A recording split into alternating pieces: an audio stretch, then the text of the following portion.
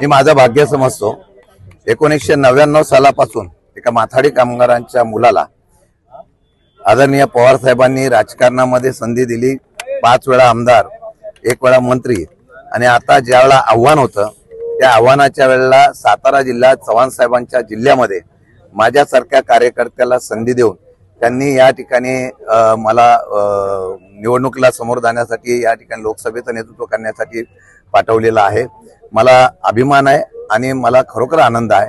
शेवटी आत्ताच्या संघर्षाच्या काळामध्ये ज्या वेळेला पक्षाचा नेता माझा लढतोय नव्हे तर महाविकास आघाडी लढते, त्यामध्ये शरद पवार साहेब असतील, उद्धव बाळासाहेब ठाकरे असतील, त्याचबरोबर राहुलजी गांधी असतील, महाराष्ट्राच्या आणि देशाच्या असलेल्या या लोकशाहीच्या लढाईमध्ये माझ्यासारख्यावर टाकलेला विश्वास एक सार्थ करण्याचा प्रयत्न या सर्वांच्या ताकदीवर निश्चितपणे मी करणार आहे।